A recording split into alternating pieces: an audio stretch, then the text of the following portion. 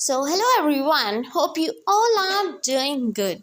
So, as we are studying about the Canterbury Tales, ठीक है जी, जो हमारे MA इंग्लिश में फर्स्ट सेमेस्टर में जो ब्रिटिश पोइट्री है उसकी जो पहले 3 यूनिट्स हैं वो कैंटरबरी टेल्स के बारे में ही है. ठीक है, तो कैंटरबरी टेल्स की क्या स्टोरी थी वो हमने पढ़ी. वाइफ ऑफ द बाथ उसका जो करेक्टर स्केच था 10 मार्क्स में जो डायरेक्ट क्वेश्चन आता है हमने वो भी रिवाइज किया.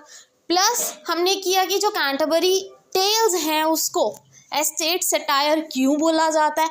मतलब जो जो इम्पोर्टेंट क्वेश्चंस हैं वो मैं आपके साथ डिस्कस कर चुकी हूँ.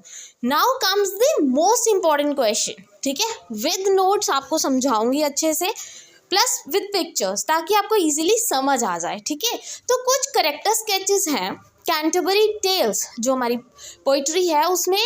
कैंटरबरी टेल्स जो हैं जॉफ्री चॉसर ने जो लिखी है उसमें कुछ करेक्टर स्केचेस हैं जो मोस्ट इम्पॉर्टेंट हैं. एंड 2 मार्क्स का क्वेश्चन आपको डायरेक्ट पेपर में पूछा जा सकता है, क्योंकि ये जो करेक्टर्स हैं ना जो बहुत ज़्यादा इंपॉर्टेंट है, मोस्ट इम्पॉर्टेंट रोल प्ले करते हैं. ठीक है जी, जैसे 4 करेक्टर्स की आज मैं डिस्कशन करूँगी विद यू. ठीक है, the first character is the night. Night के बारे में हम पढ़ेंगे. फिर आते हैं हम स्क्वायर के करेक्टर पे. ठीक है, जो नाइट का सन है इसके बारे में मैं आपको डिटेल में बताऊंगी. Then comes the wife of Bath. वैसे तो मैं पूरी एक वीडियो बना चुकी हूँ वाइफ ऑफ बाथ पर, 10 मार्क्स का क्वेश्चन जो आता है, बट फिर भी शॉर्ट में डिस्कस करूँगी आपके साथ. ठीक है, अगर शॉर्ट में भी आ जाता है पेपर में. And then comes the cook, most important. ठीक है, तो ये 4 करेक्टर स्केचेस आज हम डिस्कस करेंगे जो 2 मार्क्स के लिए हम तैयार कर रहे हैं अपने पेपर के लिए. Right, so the first is night. तो नाइट की आप ये पिक्चर देख सकते हैं. ठीक है जी, तो सबसे पहले knight is the first who told the tale. जैसे कि मैंने आपको बताया कि कैंटरबरी टेल्स में टोटल कितने पिलग्रिम्स थे, 30 थे. ठीक है, 29 पिलग्रिम्स थे प्लस 1 चौसर एक खुद था. टोटल कितने थे?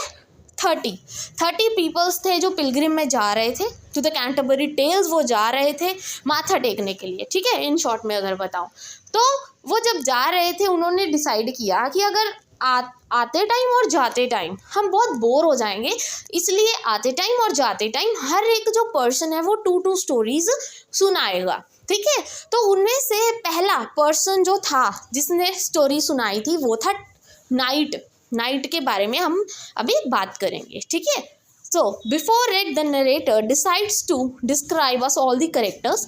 तो अभी हम करेक्टर्स की बात करेंगे. सबसे पहला करेक्टर है हमारा दी night.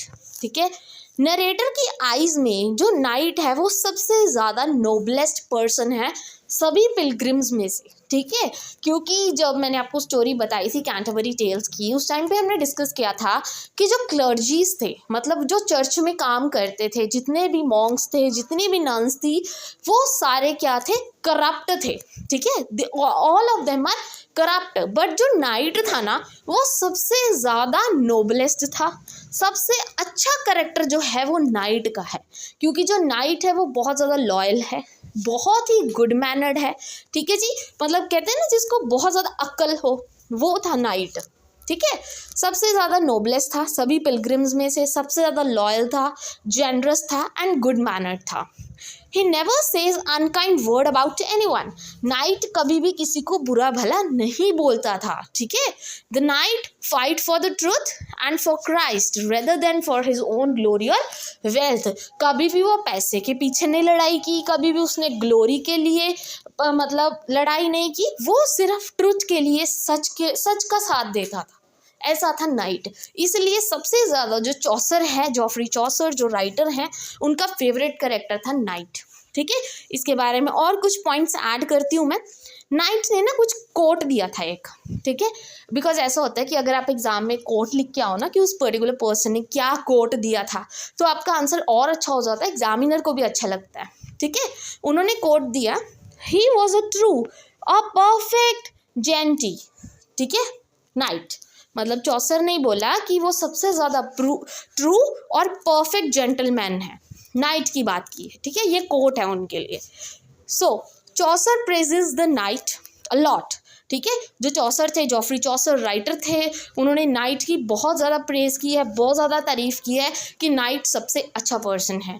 Night was a very humble and honourable person, बहुत ही करेजियस था, ठीक है। उन्होंने बहुत सी बैटल्स लड़ी, बहुत सी वॉर्स लड़ी, ठीक है। वो बहुत ही रेप्यूटेड पर्सन था। वो 30 की 30 जो पीपल्स थे ना, उनमें से सबसे ज़्यादा रेप्यूटेड पर्सन कौन था? नाइट था। नाइट बहुत ही हम्बल पर्सन था, बहुत ही गुड मैनर्ड था। मतलब जितनी तारीफ़ कर लो नाइट की उतनी कम है, ठीक है जी। आई होप ये क्वेश्चन आपका प्रिपेयर हो गया, ठीक है जी। Now comes the second character. अब आते हैं स्क्वायर पे। अब स्क्वायर की आप फोटो देख सकते हो, कर्ली हेयर्स हैं उसके, ठीक है जी। और इनको लेडीज मैन भी कहा जाता है, ठीक है। लड़कियां इन पे बहुत ज़्यादा मरती हैं। प्लस ये नाइट के सन है, नाइट स्क्वायर का फादर है, ठीक है। So square is a son of the night, night का बेटा है ये, ठीक है। ये बहुत ही रोमांटिक टाइप ऑफ पर्सन है। इसको म्यूज़िक सुनना बहुत अच्छा लगता है एंड ये अपनी पोइट्री भी कंपोज करते हैं, ठीक है जी। और इनके लिए भी एक कोट लिखा गया है। क्या कोट है? He was as courteous as he could be. क्योंकि ये किसके बेटे हैं? नाइट के, तो ये भी बहुत ब्रेव है, ठीक है जी। He is very brave, attractive and charming personality. आप लिख सकते हो इनके कर्ली हेयर्स भी हैं, जो मैं अभी आपको एडअप करवाती हूँ, ये भी आप लिख सकते हो स्क्वायर के बारे में, ठीक है। Son of the night, young handsome curly heard. जो आपको उनकी पिक्चर देख के लगता है ना, उनकी स्पेशलिटी आप करेक्टर स्केच में बता सकते हैं, ठीक है। He is not as quite as perfect as his father, ठीक है। जैसे चौसर ने बोला कि जो नाइट है वो सबसे ज़्यादा परफेक्ट है, बहुत ही हम्बल है, बहुत ही ऑनरेबल है, बहुत ही वेल मैनर्ड है। बट ये जो स्क्वायर है उसका बेटा नाइट का, ये इतना परफेक्ट नहीं है जितना नाइट है। अपने पापा के जैसा नहीं है इतना भी, मतलब थोड़ा बहुत है बट इतना नहीं है, ठीक है। एंड जो स्क्वायर है उनको डांसिंग बहुत पसंद है, कोटिंग बहुत पसंद है, वो सिंगिंग बहुत अच्छी करते हैं, राइट भी करते हैं पोइट्री, और हॉर्स राइडिंग का बहुत ज़्यादा शौक है। And consider himself a ladies man, ठीक है। उनको लगता है कि लड़कियां उन पे बहुत मरती हैं, उनको खुद को फील होता है, ठीक है। स्क्वायर को ऐसा लगता है। सो this is a correct sketch of square. I hope this is also clear. फिर से एक बार रिपीट कर देती हूँ आपके लिए कि जो नाइट है स्क्वायर के फादर है। नाइट बहुत ही अच्छी पर्सनालिटी है, बहुत ही हम्बल टाइप ऑफ पर्सन है, बहुत ही वेल मैनर्ड है, परफेक्ट जेंटलमैन है, एक बहुत ही रेप्यूटेड पर्सन है, बहुत सारी बैटल्स नाइट ने लड़ी हैं। और जो स्क्वायर है उनके सन है, ये भी बहुत रोमांटिक है, ब्रेव है, as well as attractive and charming, right. Now comes the wife of the bath.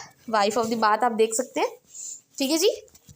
तो वैसे तो मैंने 10 मार्क्स में ये प्रिपेयर करवाया है ये आपको। फिर से हम एक बार बात कर लेते हैं। जो वाइफ ऑफ द बाथ है वो कौन से टाउन से आई है, कहाँ से रहती है? बाथ से, ठीक है। ये बाथ से आई है, इसलिए इनको वाइफ ऑफ बाथ बोला जाता है। Which is on the Avon river. अब बाथ कहाँ पे है, बाथ टाउन कहाँ पे है? एवन रिवर पे है। ये भी आप लिख सकते हो अगर आप मेंशन करना चाहो। इनकी 5 बार शादी हो चुकी है। वाइफ ऑफ बाथ 5 बार शादी कर चुकी है और 6th टाइम शादी करने का भी सोच रही है, ठीक है, कि अभी मैं एक शादी और कर लेती हूँ। So the wife of bath is very rich, ठीक है, बहुत ही रिच है, बहुत ही वेल्दी है और एक्सपीरियंस्ड वुमेन है एंड मैरिड 5 टाइम्स, ठीक है जी, and were ready for the 6th। तो इनके लिए भी एक कोट लिखा गया है, I have had 5 husbands all at the church door। इनका कहने का मतलब है कि मेरे 5 husbands हैं और सभी से मैंने चर्च में जाके शादी की थी, ठीक है। भाई ये बहुत ही बोल्ड है, बहुत ही टॉकेटिव किस्म की इंसान है, experience in love and marriage. इनको लगता है मैं बहुत एक्सपीरियंस्ड हूँ जब बात आती है लव एंड मैरिज की, क्योंकि इनकी 5 बार शादी हो चुकी है और 6th बार शादी करने का ये सोच रही है, ठीक है। She don't shy to talk about the sexuality से रिलेटेड कोई भी बात करनी हो, ये कभी भी शाय फील नहीं करती, ठीक है जी। जैसे इन्होंने बोला, चौसर ने बताया था कि ये जो करेक्टर स्केच है ना, उन्होंने इसलिए उसमें इन्वॉल्व किया था, ये इनका इमेजिनरी करेक्टर स्केच था, ताकि वो बता सके कि पुराने ज़माने में ना, जिस टाइम उन्होंने ये लिखी कैंटरबरी टेल्स, उस टाइम पे जो लेडीज़ हैं उनके बारे में उन्होंने बताया कि सोसाइटी कैसी होती थी।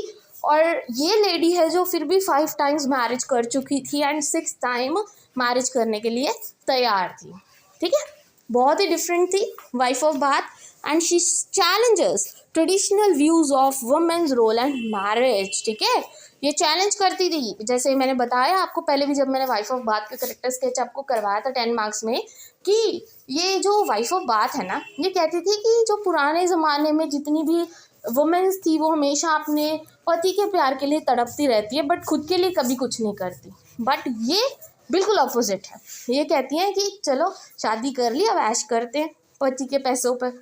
ये ऐसी थी वाइफ ऑफ बाथ, बहुत ही अपोजिट कैरेक्टर था। ठीक है, जो चौसर ने लिखा। I hope wife of Bath is also clear to you. और क्लैरिटी से समझना है इसको तो आप मेरी वो वीडियो जाके चेक कर सकते हैं। ठीक है, इसी प्लेलिस्ट में आपको मिल जाएगी। Now the last is the cook. तो आप देख सकते हैं कुक की पिक्चर।